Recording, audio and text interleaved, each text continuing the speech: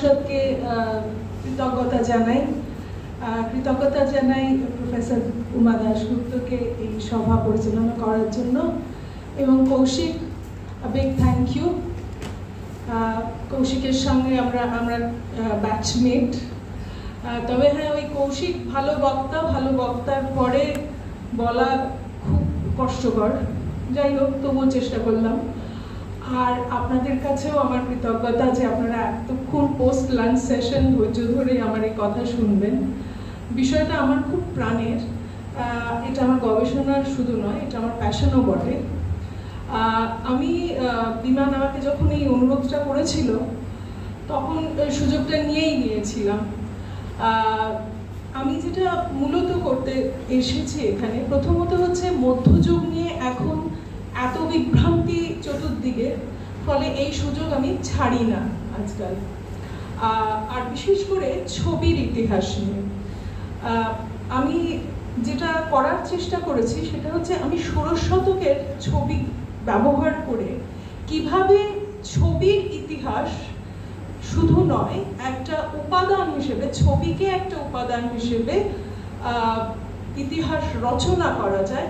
আমি মোটামুটি তার একটা সম্ভব মেথোডোলজি, এটাই আলোচনার আমার প্রতিপাদ্য বিষয়।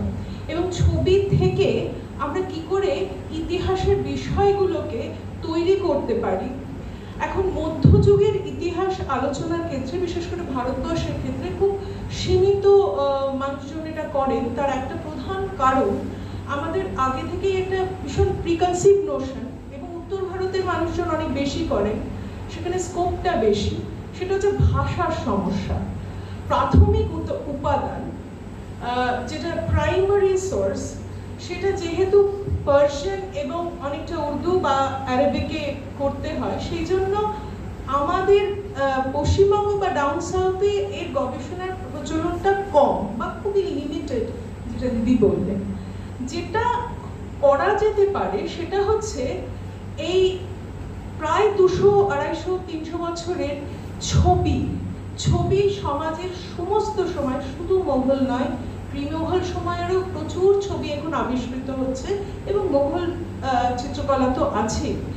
সেটা ব্যবহার করে একটা ইতিহাস রচনা কিন্তু করা যায়। এবং মধ্যযুগের ইতিহাসের যেভাবে বিকৃতি ঘটছে তা প্রতিহত করার জন্য আমার মনে হয় ছবি এবং ছবির ইতিহাস একটা গুরুত্বপূর্ণ ভূমিকা পালন করতে পারে। তো ফলে আমি যেটা করছি সেটা হচ্ছে যে আমি কতগুলো ছবিকে নিয়ে কিভাবে একটা মেথোডোলজি তৈরি করা যায় সেটা নিয়েই আমার মূল বিষয়। প্রথমেই আসি, এগুলো হচ্ছে একেবারে প্রথম দিকে। মোগল চিত্রকলার একটা মজার দিক হচ্ছে যে কোনো জনরা বা যে কোনো পেইন্টিং জনরা একটা এভলিউশনারি প্যাটার্নের মধ্যে দিয়ে যায়। তার একটা উত্থান হয়, সেটা একেবারে তার শীর্ষে পৌঁছয়, এবং তারপরে সেটার একটা ডাউনস্লাইডস আছে। মোগল চিত্রকলার ক্ষেত্রে আমরা কিন্তু এর ব্যতিক্রম দেখি। সেটা হচ্ছে মোগল চিত্রকলা প্রথম থেকে তার একটা এখন একেবারে 1558-কে একেবারে শুরুর কথা বলা যেতে পারে। কারণ আকবর তার চিত্রশালায় একটা প্ল্যান করে, ঠিক যেভাবে একটা প্রজেক্ট হয়, সেই প্রজেক্ট করে প্রায় 1200 ছবির একটা হামজানামা তৈরি করেছিলেন। সেই হামজানামা মোগল চিত্রকলার একেবারে বলা যেতে পারে ব্যাকরণ।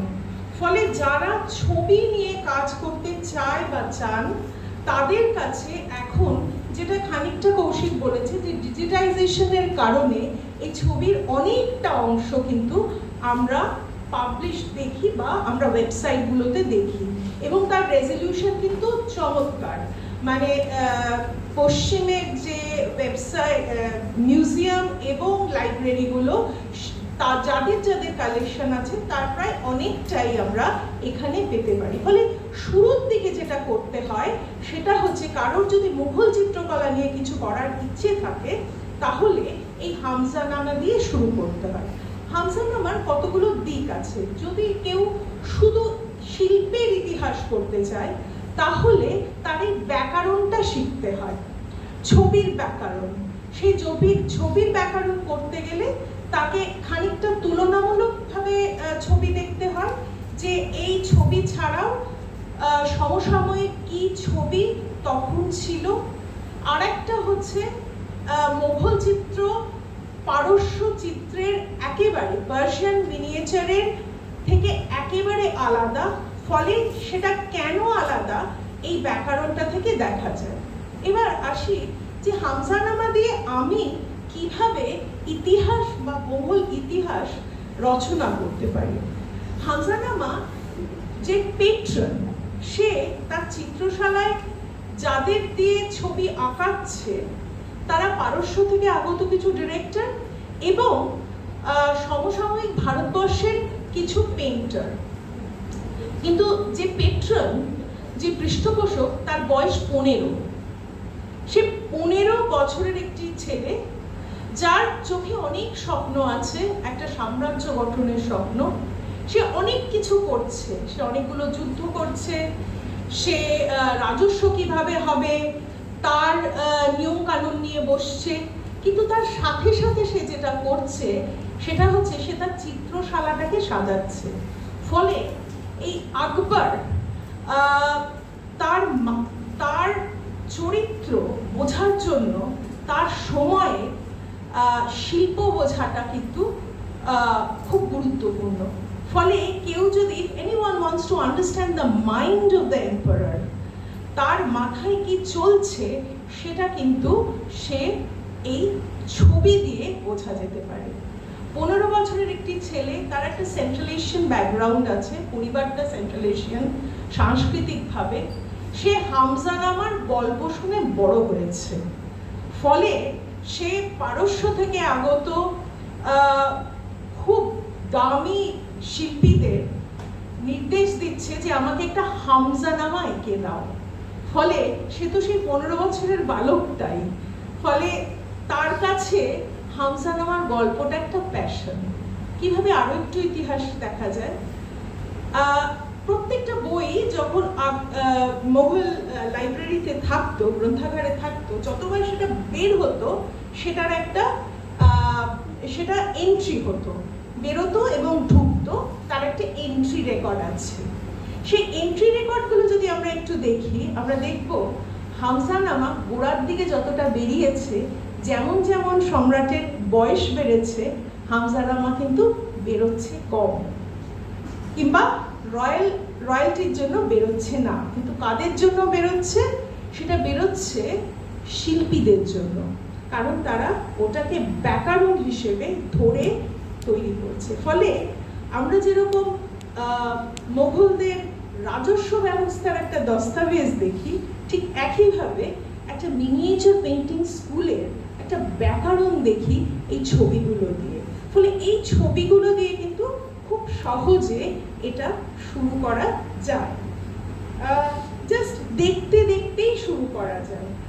এবার এটা ডেটিংটা আমি বলি যে কিভাবে, আমি জাস্ট এটার একটা উদাহরণ আপনাদের দিচ্ছি, যে এই ডেটিংটার যে ইতিহাস সেটা 30 বছর লেগেছিল। আর আমি হিসেব করে দেখেছি যে এর মধ্যে আর্ট হিস্টোরিয়ান এবং হিস্টোরিয়ানরা সবাই মিলে প্রায় 13-14 জন এই কাজটা করেছিল, এবং বিভিন্ন সময় 60-এর দশক ধরে একেবারে 90-এর দশক পর্যন্ত 30 বছর ধরে একটার পর একটা গবেষণা, একজন আরেকজনকে চ্যালেঞ্জ করতে করতে করতে করতে আমরা জন সাইলার বলে একজনের ইন্টারভেনশনে, একটা ছোট্ট ইন্টারভেনশনে, কিন্তু সেটা বৈজ্ঞানিক ইন্টারভেনশন, সেই ইন্টারভেনশনে আমরা দেখলাম যে 15 বছর ধরে 1558 থেকে শুরু করে 77 পর্যন্ত এই সময়কালে এই 1200 ছবি 4টে ভলিউমে এই ছবির কাজটা হয়েছিল। আমরা কন্টেম্পোরারি সোর্স, প্রাইমারি সোর্স, কিন্তু সেগুলো থেকে কিছু কিছু নিয়ে, যেমন মীর আলাউদ্দৌলা কাজীর নাফায়েস আল মাসের, সেটাই হামজানামার একটা তথ্য পাচ্ছি। সেটা লেখা হচ্ছে 1565 থেকে 72-73 পর্যন্ত। একটা অ্যাপেন্ডিক্স পরে এসেছিল, কিন্তু দ্যাটস নট ইম্পর্টেন্ট। তাহলে আমরা ধরে নিতে পারি ওইটা 65-এর আগে হয়েছে। ফলে এটা হচ্ছে প্রথম একেবারে ডিটেকটিভ গল্পের মতো, এটা প্রথম এসেছিল।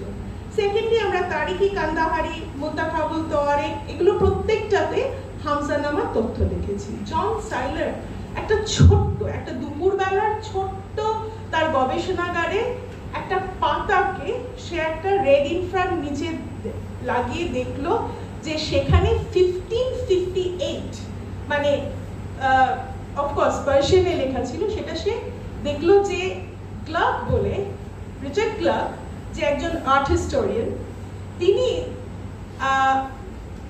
জাস্ট নাম্বারটা ভুল পড়েছিলেন, পার্সিয়ান নাম্বারটা ভুল পড়েছিলেন, তাই 1558-কে তিনি 1568 বলেছিলেন।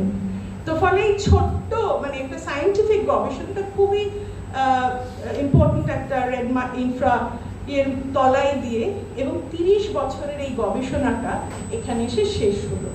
এই গবেষণাটা শেষ হওয়ার ফলে আমাদের মতো প্রচুর আর্ট হিস্টোরিয়ান বা যারা এই উপাদানটা ব্যবহার করে তারা সাংঘাতিকভাবে উপকৃত হলো। ফলে এখন যদি আপনারা গবেষণা শুরু করেন এই মুঘল মিনিয়েচার নিয়ে, আপনার হাতে একটা ব্যাকরণ বই আছে, ফলে এটা ভাষা শেখার জন্য, ছবির ভাষা শেখার জন্য একটা চমৎকার সোর্স। আর দ্বিতীয়ত হচ্ছে, আপনি যদি এই ছবিগুলো দেখেন, আমি 9টা ছবি এনেছি, আপনি দেখবেন তার মধ্যে একটা কোমোশন আছে, একটা ড্রামা আছে, মানে ছবিটা এটা কিছু ঘটছে, একটা মুভমেন্ট আছে। এটা জাস্ট আপনি যদি ছবি নাও দেখেন তাও বোঝা যায় যে ছবিগুলো স্থবির নয়। ফলে আমরা গোটা মোঘলেরা অন্তত 16th সেঞ্চুরি শেষ পর্যন্ত আমরা দেখব যে এই ড্রামাটাই এটার ব্যাকরণ হয়ে থেকে যাচ্ছে। ফলে আপনি যখনই আপনার হাতে একটা ছবি আসছে, আপনি দেখার চেষ্টা করবেন যে এই ড্রামাটা আছে কি নেই। ফলে বিষয়টা খুব শক্ত কিছু নয়। ফলে এটা দেখতে দেখতে দেখতে দেখতে আর্ট হিস্টোরিয়ানরা আকর নিয়ে অনেক কথা বলেন, তার মধ্যে থেকে তারা শিল্পীদের হাত বোঝার চেষ্টা করেন, সেগুলো অনেক পরের গবেষণার বিষয়। কিন্তু ইনিশিয়ালি কারোর যদি কোনো ইন্টারেস্ট তৈরি করতে হয়, এই ছবিগুলো কিন্তু দেখা যায়। এবং কৌশিক খানিকটা ডিজিটাইজেশনের কথা বলছিল, আমি সত্যিই বলবো যে এই ডিজিটাইজেশন কিন্তু সত্যি এই গবেষণাকে উপকৃত করেছে। সেকেন্ডলি আসি একটা অদ্ভুত মনস্তত্ত্ব, সেটা হচ্ছে একটা অদ্ভুত ইন্টারেস্টিং ইনফরমেশন আমরা আবুল ফজলে পাচ্ছি, 2-3 বার সেটা রিপিটেড হয়েছে। সেটা হচ্ছে যে সম্রাট নির্দেশ দিচ্ছেন যে সে পার্সিয়ান ছবির জগৎ থেকে আলাদা কিছু ছবি চান। তার মানে সাউথ এশিয়ার যে সাম্রাজ্য, সেটা তার নিজের আইডেন্টিটি খুঁজছে, এবং সেই আইডেন্টিটি কিন্তু সে প্রথম দিন থেকে খুঁজছে। ফলে আমি জাস্ট 2টো পার্সিয়ান ছবি নিয়ে এসেছি একটু বোঝানোর জন্য যে ড্রামাটিক এলিমেন্টটা মোঘলদের কত বেশি। পার্সিয়ান ছবি কিন্তু ভীষণ সুন্দর ছবি, কিন্তু একেবারে স্টিল ফটোগ্রাফির মতো, আপনি যা দেখছেন সেটুকুই। কিন্তু মোঘল ছবিতে একটা অদ্ভুত ড্রামা আছে, একটা ইমোশন আছে, যে ইমোশনটা কিন্তু একেবারে অন্যরকম। সেটা কিন্তু ভীষণ সাউথ এশিয়া, দক্ষিণ এশিয়াকে রেজোনেট করে। ফলে এটা থেকে অনেকেই হিস্ট্রি অফ ইমোশন, বিশেষ করে সাহিত্যের লোক যারা, তারাও কিন্তু এই সোর্সটাকে ব্যবহার করতে পারে।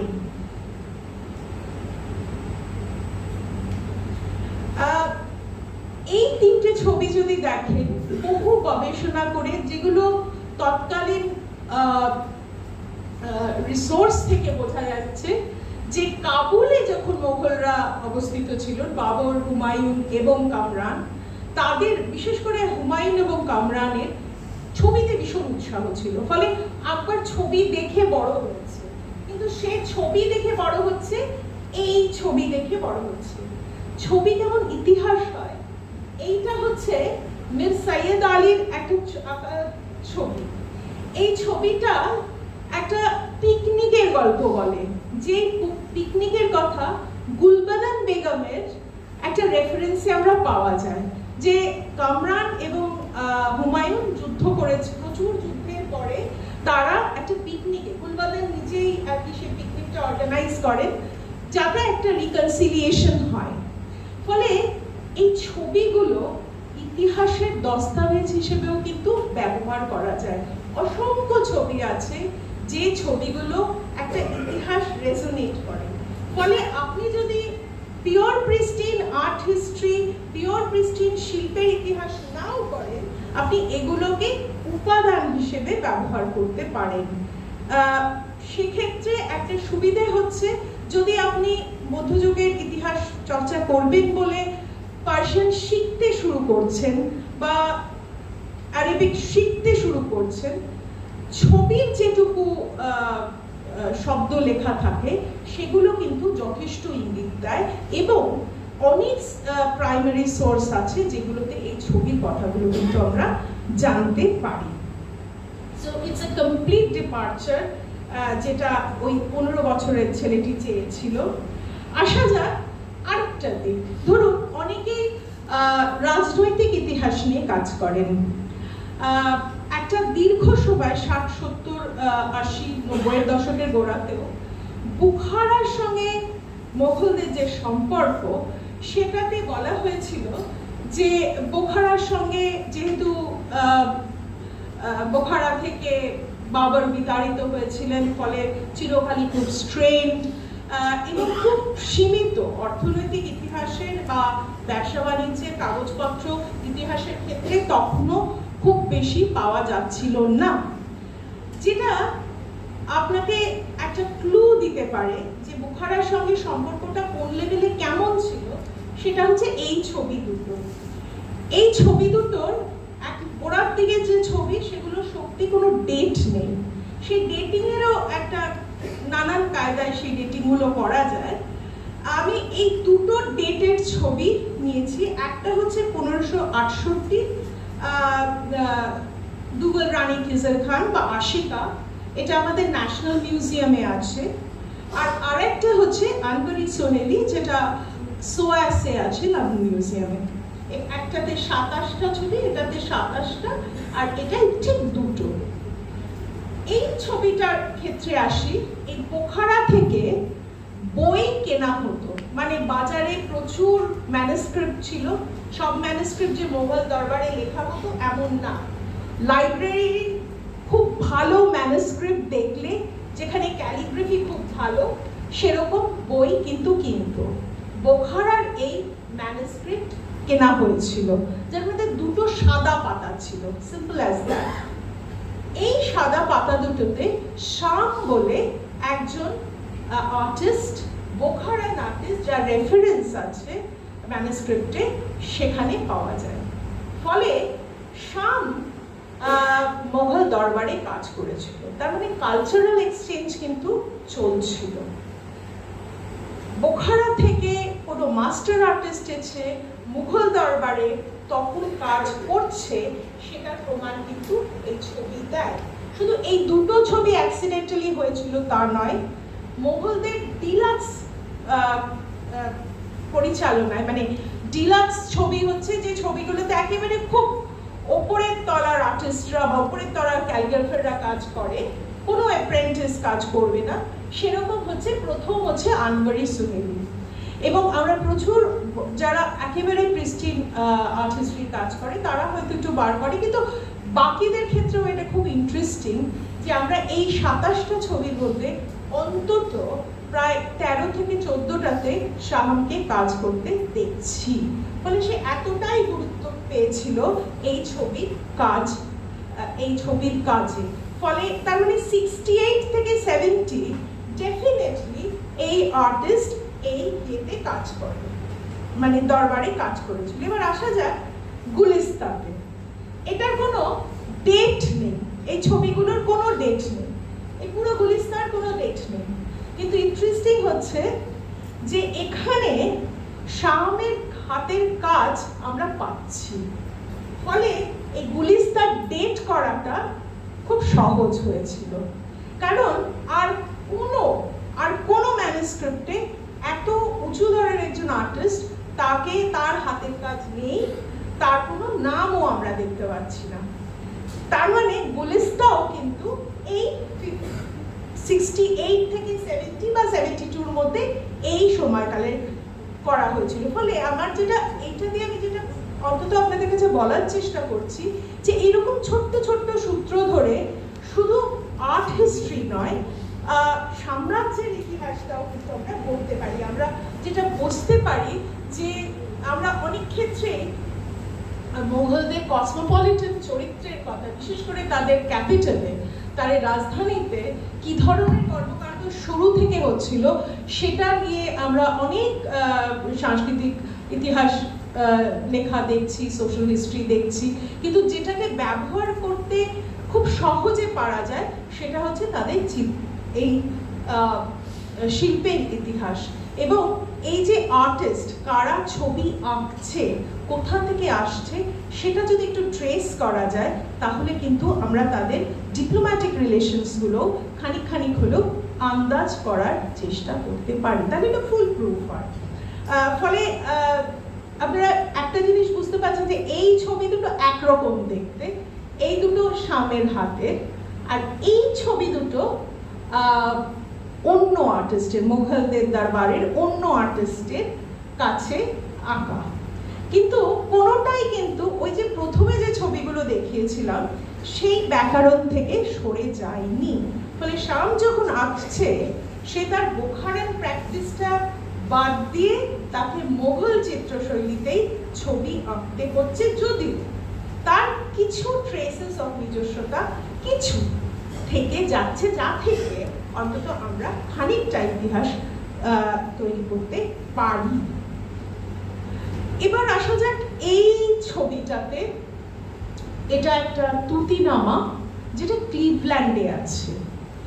মজার কথা হচ্ছে 70-এর 80-র দশক পর্যন্ত সমস্ত শিল্প ঐতিহাসিকরা বলতেন যে এটাই হচ্ছে মোগলদের প্রথম, মোগল চিত্রশালার প্রথম কাজ, কারণ ট্রেসেস অফ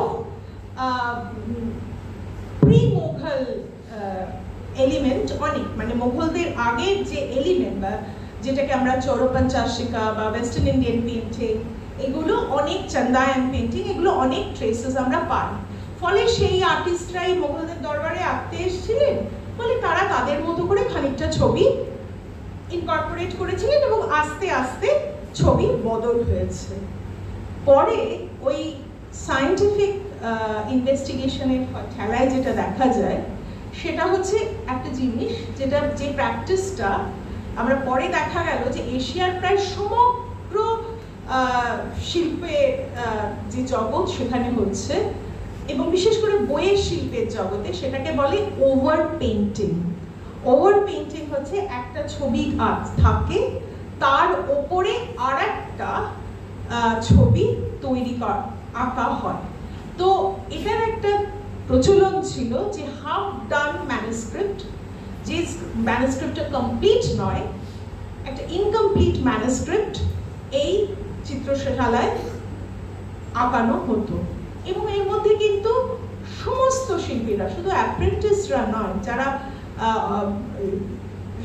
যারা শিখতে আসছে, শুধু তারা যে আসছে তা নয়, সমস্ত বড় আর্টিস্টরাও তার মধ্যে হাত দিত। প্রথমে বলি এই ছবিটার কথা। এই প্রথম ছবিটার নাথিং মোগল, মোগল গাছ অ্যাকচুয়ালি এরকম হয়। এইটা হচ্ছে মূলত ওয়েস্টার্ন ইন্ডিয়ান পেইন্টিং বা আমরা যেটাকে বলি জৈন শিল্প বা চৌরপঞ্চাশিকা স্টাইল, যেটা প্রি মোগল স্টাইল, এবং এটা একটা আঞ্চলিক স্টাইল, সেটা থেকে গেছে।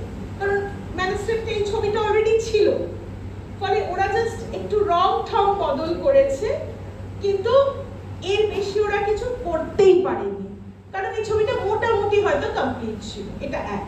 2 নম্বর হচ্ছে এই যে এইটাও ছিল, এই পুরো স্ট্রাকচারটা ছিল, শুধু সামনের অংশটাতে একটা রং চাপিয়ে এই অংশটুকু বদল করে দিয়েছে। এই স্ট্রাকচারটাতে খুব শুধু রং চাপিয়েছে, আর কিছু করেনি, কোনো স্ট্রাকচারাল চেঞ্জ করেনি।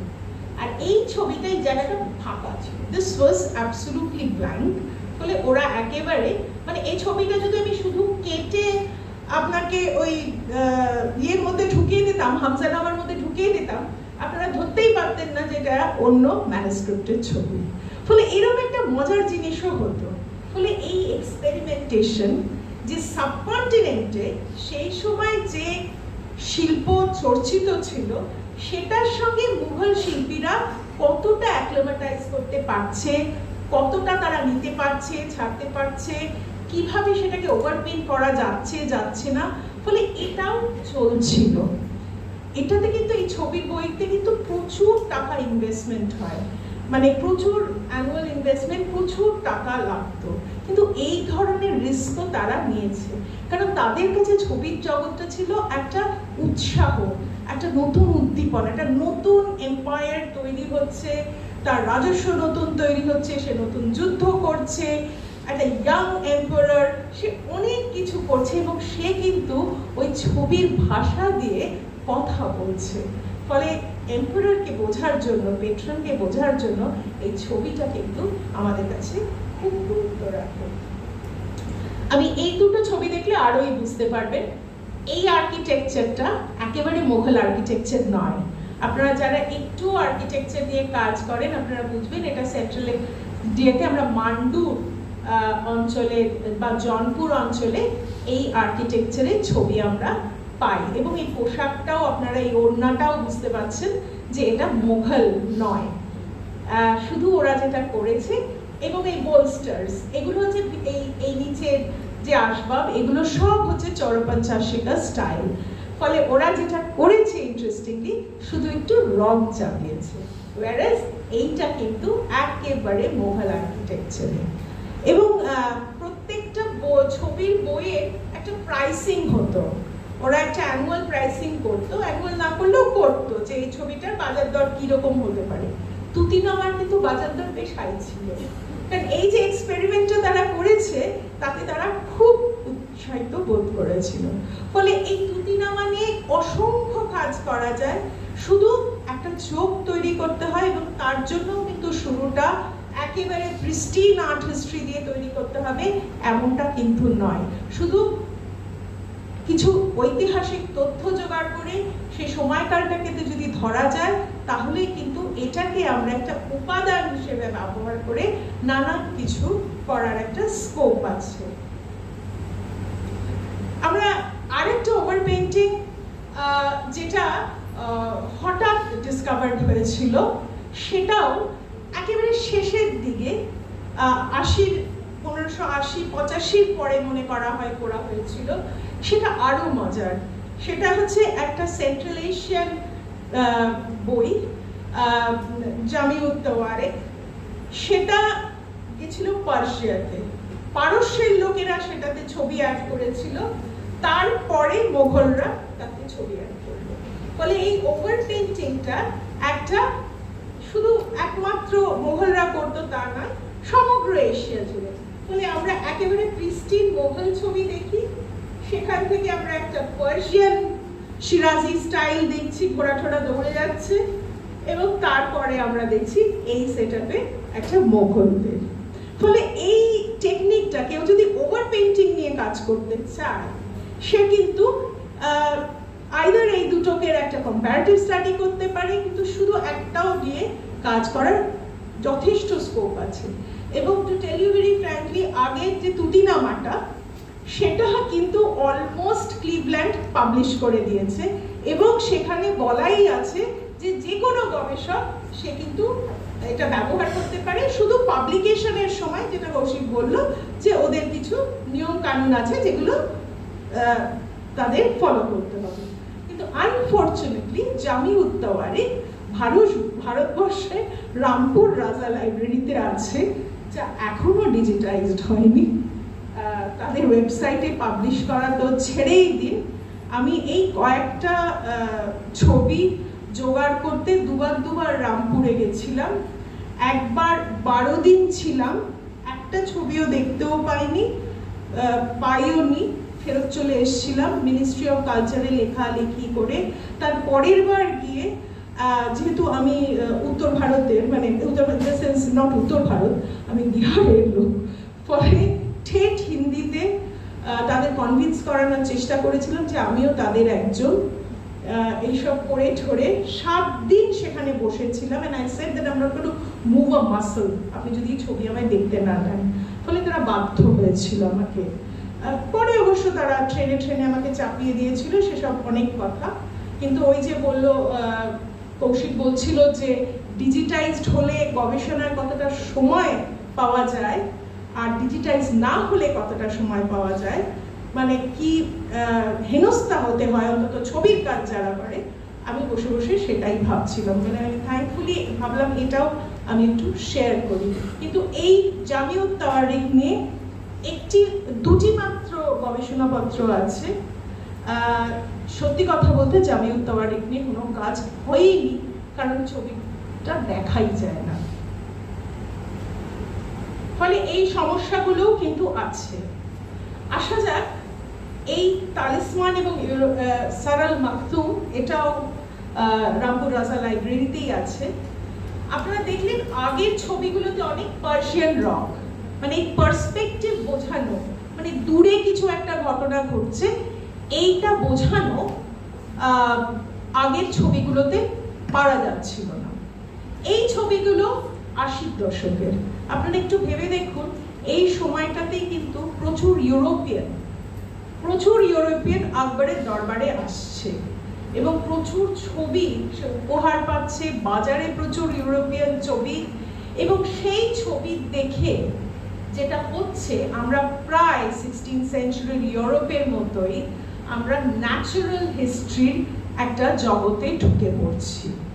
এবং সেখানে, এবং এই ম্যানুস্ক্রিপ্টটা হচ্ছে তার প্রথম প্রমাণ, যেখানে আমরা পার্সপেক্টিভ দেখতে পাচ্ছি এবং এই চমৎকার ন্যাচারাল হিস্ট্রি, যেটা তফাৎ। আপনারা বলবেন যে তাহলে ইউরোপের থেকে আমরা তফাৎটা কোথায়? তফাৎটা হচ্ছে miniature. This is a 4" by 3.5" thing, যেটা কিন্তু ইউরোপে প্রায় অসাধ্য। ওরা কিন্তু এই টেকনিকটা পারলো না। আমরা এই টেকনিকটা পারলাম, তার কারণ হচ্ছে এই টেকনিকটা আমরা অনেক কাল আগে থেকে জানি। এই টেকনিকটা আমরা জানি কারণ আমরা দেওয়াল চিত্রকে ম্যানুস্ক্রিপ্টে নামিয়ে আনতে পেরেছিলাম। বুদ্ধিস্ট পেইন্টিং গুলো ভেবে দেখুন, যেগুলো দেওয়ালে ছিল সেগুলোই যখন ম্যানুস্ক্রিপ্টে এসেছিল, ওইটাকেই আমরা কমাতে কমাতে একটা ছোট পরিধিতে করতে পেরেছিলাম। সেই টেকনিকটা আমরা জানতাম, ভারতীয় আর্টিস্টরা সেটা জানতো, এবং সেই টেকনিকটা দিয়েই কিন্তু এই ন্যাচারাল হিস্ট্রির একটা বড় জগৎ তৈরি হলো। এবং পরবর্তী সময় আমরা দেখব 17th সেঞ্চুরিতে আমাদের ছবি দেখে ইউরোপিয়ান, মানে you even have Renoir appreciating Mughal miniature। ফলে আমরা এটা নিয়ে প্রায়, হয়তো আমাদের উপনিবেশিকতার কারণে আমরা যে আন্তর্জাতিক ইউরোপের সঙ্গে এবং সারা পৃথিবীর ছবির জগতের একটা বড় অংশ ছিলাম, এই ইতিহাসটাই হারিয়ে গেছে। এটা আমাদের উপনিবেশিকতার কারণেই হয়েছে। এবং স্বাধীন ভারতে কোনোভাবে মধ্যযুগের ইতিহাস যেভাবে চর্চা হওয়া উচিত ছিল সেটা হয়নি। আমরা শুধু সোর্স, প্রাইমারি সোর্স, রিটেন সোর্সের ওপর এত হার্ট করেছি যে ছবি দিয়ে যে ইতিহাস করা যায়, বা ছবির ইতিহাস যে স্বতন্ত্রভাবে মধ্যযুগের একটা খুব বড় হাতিয়ার, সেটাই কিন্তু হারিয়ে গেছে। ফলে জাস্ট হয়নি, জাস্ট নেই, সেটাকে কিন্তু আবার রিভাইভ করানো যায়। এবং the methodology is very simple. Weather আমি জাস্ট এইটা আপনাদের, এটা একটা ডাচ পেইন্টারের একদম এক সময় 1580s, এইটার ক্যানভাসটা হচ্ছে almost 2.3 feet by 1.8 feet, so it's a বড় ছবি ক্যানভাস। আপনি একই জায়গায় দেখুন 4" by 3.2" এইটা হচ্ছে এই দুটো। It is natural history, and I think the renditions are আলাদা, হাতটা আলাদা, লেআউট আলাদা, সবই আমি মানছি, কিন্তু কোন অংশে এই ন্যাচারাল হিস্ট্রি ছবি যেটাকে আমরা বলি সেটা থেকে আলাদা নয়। আমরা জানি যে 19th সেঞ্চুরিতে আমরা কিন্তু বহু সায়েন্টিস্টের দেখেছি যে মোগল, তার রেফারেন্স আছে, মোগল ছবি দেখে তারা কিন্তু কিছু ছবি তৈরি করার, যেমন ডোডো পাখির ছবি, সেটা হারিয়ে গেছিল, এবং the perfect dodo that Mansur has drawn, সেখান থেকে কিন্তু ওটা একটা রেফারেন্সে যায়। ফলে এইটা একটা দিক। এবার আমরা একেবারে এবার এই যে আমি যে ছবিগুলো নিয়ে বলছি, এর মধ্যে কিন্তু অনেক কিছু হচ্ছে। ফতেপুর সিক্রি হচ্ছে, আগ্রা থেকে ফতেপুর সিক্রি হচ্ছে, ফতেপুর সিক্রি থেকে লাহোর যাচ্ছে, এম্পায়ার, মানে অনেকগুলো ক্যাপিটাল বদল হচ্ছে, এবং চিত্রশালাও তার মধ্যে বদল হচ্ছে, নতুন আর্টিস্ট আসছে, নানান কিছু ঘটছে। আমাদের এম্পায়ারও কিন্তু আস্তে আস্তে ম্যাচুরিটি লাভ করছে। 58-তে যে 15 বছরের ছেলে, সে কিন্তু যখন 84-এ লাহোরে যাচ্ছে, ইউ ক্যান আন্ডারস্ট্যান্ড তার এম্পায়ার কি সাংঘাতিক। এবং ততদিনে ইবাদত খানা হয়ে গেছে। তার হঠাৎ মনে হয়েছে যে এত বড় সাম্রাজ্য, আমার অ্যানসেস্ট্রির কাছে যেতে হবে। এই শুরু হলো তার এক ধরনের সাহিত্য চর্চা, মানে যেটার মধ্যে সে নিজেই ইনভলভ হলো। একটা হচ্ছে বাবর নামা, আর একটা হচ্ছে তিমুর নামা। ন্যাচুরালি আকবরের মতো মানুষ, সে তার অ্যানসেস্টার হিসেবে হুমায়ুনকে বেছে নিল না, সে বাবরকে বেছে নিল, তার ঠাকুরদাকে, এবং তিমুর। কারণ অন্যদিকে চেঙ্গিসের ইমেজ খুব একটা ভালো না, ফলে তিমুর ওয়াজ মোর অ্যাকসেপ্টেবল। তো ফলে আমরা তিমুর নামা হতে দেখছি, আমরা বাবর, এবং এই প্রজেক্টগুলো অনেক দিন ধরে হচ্ছে, কারণ অনেকগুলো সময় ধরে। তাহলে এই প্রজেক্টগুলো যদি কেউ আলাদা করে দেখে, তাহলে যেটা হয়, ওই যারা আমরা ছবি দেখি, ওই গ্যাপগুলোও আমরা বুঝতে পারবো যে ক্যাপিটালটা সরেছে, খানিকটা সময় সে নিয়েছে, আবার ছবি হতে শুরু করেছে। ফলে প্রথম 15-16টা ছবি একরকম, তারপরেরগুলো আরেক রকম।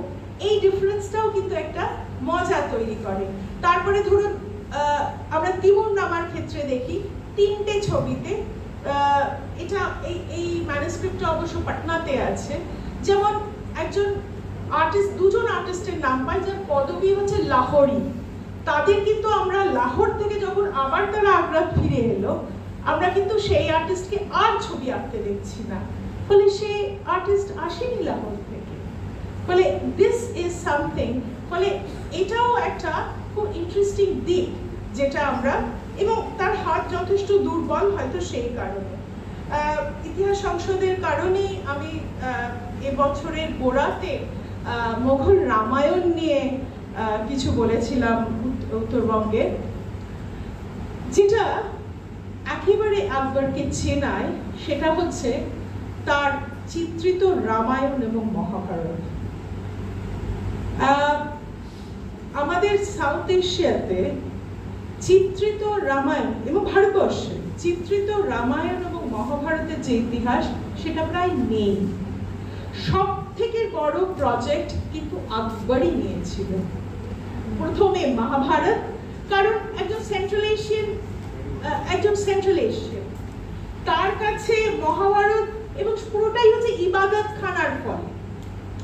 একজন সেন্ট্রাল এশিয়ান, তার কাছে মহাভারতটা অনেক বেশি অ্যাট্রাক্টিভ হবে, সে নিজেকে অর্জুনের সঙ্গে রেজোনেট করছে সে, এবং সেগুলো একেবারে লেখাও আছে, কোথাও সে ওই এক্সচেঞ্জে পাচ্ছে। কিন্তু যতক্ষণে প্রজেক্টটা শেষ হলো, সে বুঝলো যে মহাভারতের আসল হিরো শ্রীকৃষ্ণ। ফলে সে তখন বললো যে এটা সরিয়ে রাখো, এই রাজনামা সরিয়ে রাখো, বোকোয়ার সরিয়ে রাখো, এটা একটা অ্যাপেন্ডিক্স তৈরি করতে হবে, সেটা হচ্ছে Hari Vamsha. Now he is interested in Hari, এবং এর অসংখ্য কপি হয়েছে। সেই কপিগুলো আলাদা আলাদা করে দেখা যেতে পারে। একটা কপি তার মায়ের জন্য হয়েছিল, যে কপিটা নিয়ে আমি ইতিহাস সংসদে বলেছিলাম জানুয়ারি মাসে। তারপরে হলো রামায়ণ। এত যত্ন করে একটা রামায়ণ আঁকা, সাউথ এশিয়াতে যারা রামায়ণ নিয়ে রাম এবং রামায়ণ নিয়ে রাজনীতি করে তারা কল্পনাও করতে পারে না, কিন্তু আকবর করেছিল। এবং শুধু তাই নয়, সেখানে বাদাউনির মতো ঐতিহাসিক যে স্ট্রঞ্জ আকবরের বিরোধিতা করত, সে পর্যন্ত বলেছিল যে এই প্রজেক্টটা কোথাও একটা প্রয়োজন হয়তো আছে। সো তার ক্রিটিসিজম ছিল, কিন্তু কোথাও তার প্রয়োজনীয়তাটাও তাকে স্বীকার করতে হয়েছিল।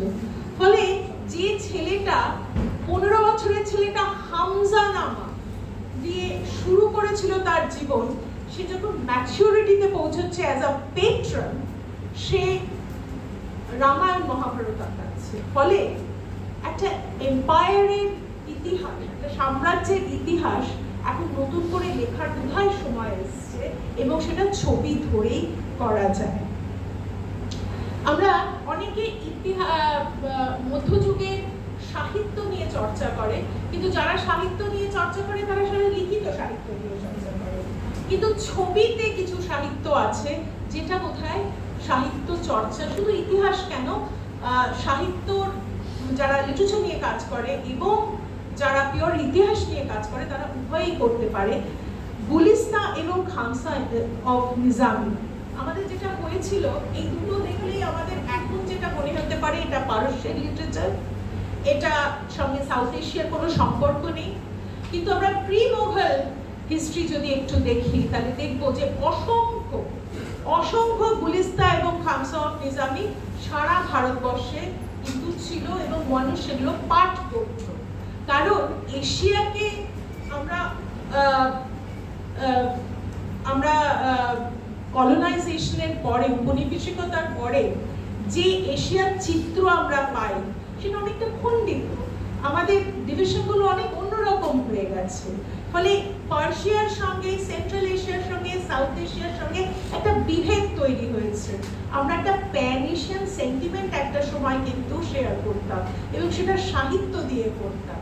ফলে গুলিস্তা যতটা পারস্যের ছিল ততটা সাউথ এশিয়ার ছিল, খামসা নিজামি যতটা ওয়েস্ট এশিয়ার ছিল ততটা সেন্ট্রাল এশিয়া এবং সাউথ এশিয়া ছিল, এবং সেটা কিন্তু আমরা এই ছবিগুলো দিয়ে বুঝতে পারি। একটা কোথাও লেখা, একটা না আবুল লেখাতেই আছে, এই ছবিগুলোর পরে, এই ম্যানুস্ক্রিপ্টটা তৈরির পরে আকবর যখন বলছে যে এটা করতে হবে, সে বলেছিল I want to hold dream, আমি স্বপ্ন হাতে ধরতে চাই। তার কাছে নিজামি এবং গুলিস্তার কবিতা স্বপ্নের মতো। ফলে সে পড়তে চায় না, সে দেখতে চায়, সে স্বপ্নটা ধরতে চায়। So all this small little things, এটা কিন্তু একটা সাম্রাজ্যকে চেনা আমার ধারণা। এবং আমি চারটে সাহিত্যের জিনিস ধরে এনেছি। একটা হচ্ছে খামসা অফ নিজামি, গুলিস্তা, আনওয়ারি সুহেলি। আপনাদের অনেকেই হয়তো আপনারা জানবেন যে পঞ্চতন্ত্রের গল্প আমাদের হারিয়ে গেছিল, সেটা আবার ভারতবর্ষে ফিরে এসেছিল কিন্তু সালতানাতের হাত ধরে, এবং আনওয়ারি সুহেলি দিয়েই ফিরে এসেছিল। গল্পগুলো ওখানেই সেন্ট্রাল এশিয়া, ওয়েস্ট এশিয়াতেই থেকে গেছিল, এবং সেগুলো ফিরে আসে নানান নামে। মোগলদের সময় দুটো আনওয়ারি সুহেলি আঁকা হয়েছে। একটা আনওয়ারি সুহেলি আমরা সোয়াসের দেখলাম, এটা চেস্টাবিলিটি, এবং একটা ইয়ারি দানিশ আছে যেটা ভারত কলা ভবনে, সেটা আরো সফটার। এই ছবিগুলোতে আকবর ভায়োলেন্স দেখতে চায়নি, পঞ্চতন্ত্রের গল্প ভীষণ ভায়োলেন্ট। তো সে যখন রেডিশন হবে, মানে ছবিটা আঁকবে, তার একটা ইনস্ট্রাকশন ছিল, পুরো ডিরেক্টরের ইনস্ট্রাকশন দিতে যে হরিণটাকে মেরে ফেলার দরকার নেই, হরিণটার পেছনে তাড়া করছো সেটুকু হলেই হবে। সো যদিও আনওয়ারি সুহেলিতে কিছু ভায়োলেন্স থেকে গেছিল, ইয়ারি দানিশে একেবারেই নেই। তখন অনেক মেলোড, কারণ ততক্ষণে সালিম অলরেডি এলাহাবাদে চলে গেছে, একটা বিদ্রোহ শুরু করে দিয়েছে, ফলে সম্রাট ক্লান্ত, ফলে সে একটু অন্য ছবি দেখতে চাই। রইল তুতিনামা। তুতিনামা সমস্ত সেন্ট্রাল এশিয়া, ওয়েস্ট এশিয়াতে পপুলার। তুতিনামা কিন্তু একটা হিন্দুস্তানি গল্প, এটা একেবারে উত্তর ভারতের একটা গল্প, যে গল্পটা ওই একেবারে সিনবাদ দ্য সেলার বা আরব্য রজনীর মতো। সেখানে হচ্ছে একটা তোতা পাখি, সে প্রিন্সেসকে, যাতে সে বয়ে না যায়, তার স্বামী যুদ্ধে গেছে, সে একটা করে গল্প শোনায় প্রতি রাতে, এবং এই কালেকশনটাই হচ্ছে তুতিনামা। তুতিনামা অসম্ভব পপুলার। একটা তুতিনামা আমরা দেখলাম যেটা নতুন করে রেন্ডিশন হয়েছিল প্রতগোড়ার দিকে, আরেকটাও আবার করা হলো, এটাও ক্লিভল্যান্ডে আছে।